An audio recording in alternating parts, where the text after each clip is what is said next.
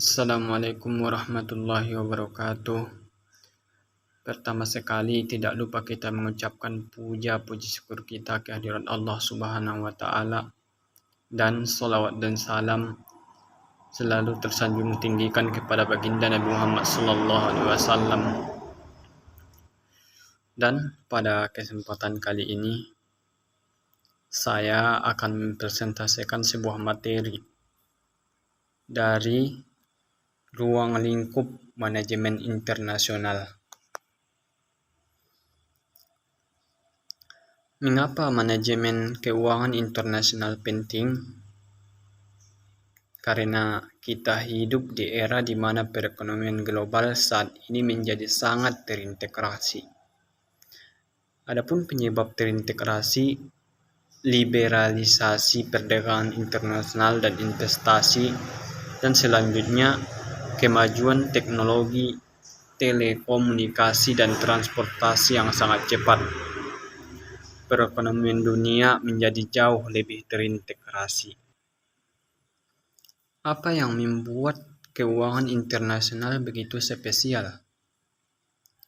Negara berdaulat memiliki hak dan kuasa untuk merilis mata uang sendiri, merumuskan kebijakan ekonomi sendiri, mengenakan pajak, serta mengatur lintas pergerakan orang, barang, dan modal di perbatasan negara mereka.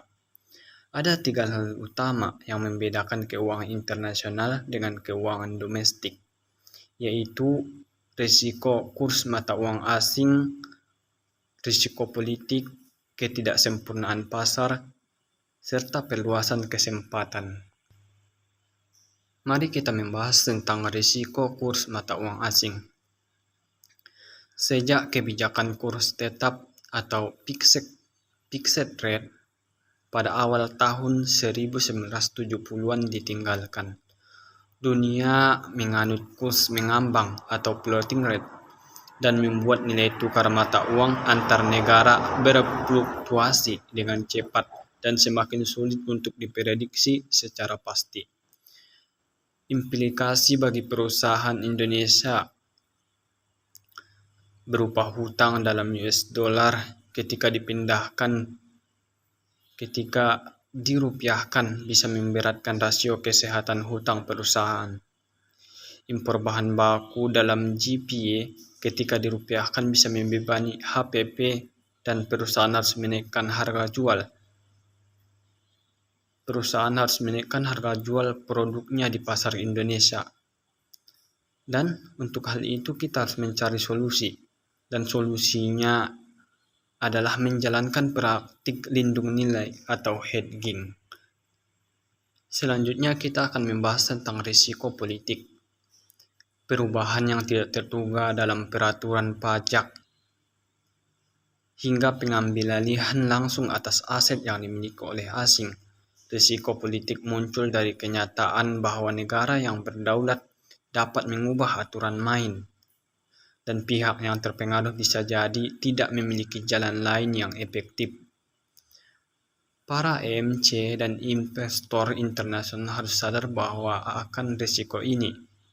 Penting untuk dipahami bahwa hak milik pemegang saham dan investor secara umumnya tidak dihargai.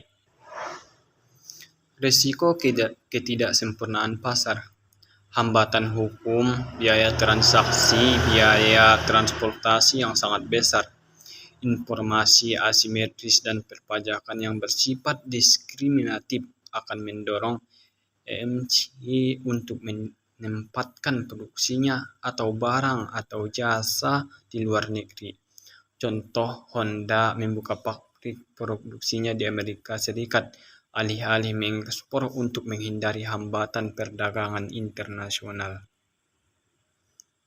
Manajemen keuangan internasional yang efektif.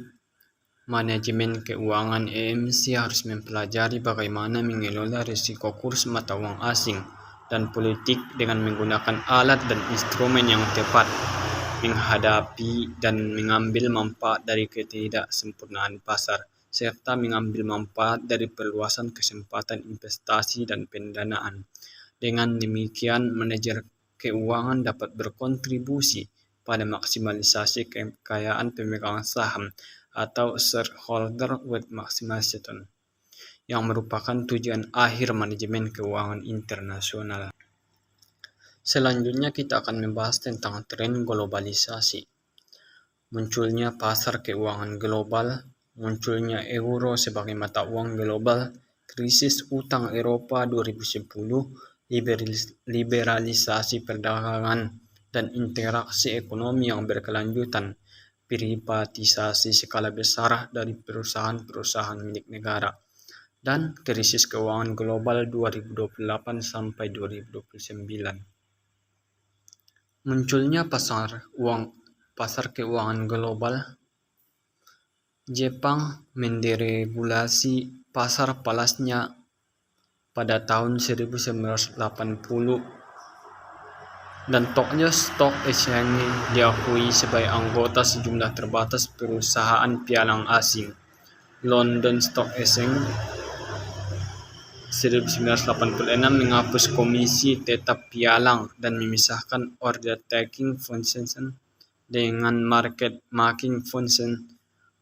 Bank-bank umum asing yang berafiliasi dengan London bisa menjadi anggota LSE atau London menjadi pasar modal paling terbuka dan kompetitif di dunia. Selanjutnya kita akan membahas tentang privatisasi. Privatisasi melepaskan kepemilikan dan operasi bisnisnya dengan menyerahkan kepada sistem pasar bebas. Beberapa dekade terakhir ini ada tren meningkatnya BUMN diprivatisasi sebagai akibat dari kejatuhan komunisme di negara-negara Blok Timur dengan mulai melepas bisnis negara atau BUMN yang tidak efisien. Privatisasi berarti menyerahkan sebagian identitas nasionalnya dan juga turut mengizinkan budaya dari luar masuk. Ekonom memperkirakan privatisasi dapat menaikkan efisiensi dan mengurangi biaya operasi sampai 20%. Privatisasi permintaan baru untuk masuk ke dalam pasar modal internasional demi mendanai pembelian BUMN, ditambah permintaan baru untuk tenaga-tenaga ahli bisnis internasional, ex-manager atau bahkan CEO. Perusahaan multinasional atau EMC di zaman modern pada hakikatnya bukanlah sebuah negara semata, melainkan sebuah pengendali modal dan pengetahuan yang memberikan negara tersebut keunggulan komparatif atas negara lainnya. Pengendali modal dan teknologi ini adalah perusahaan multinasional atau EMC.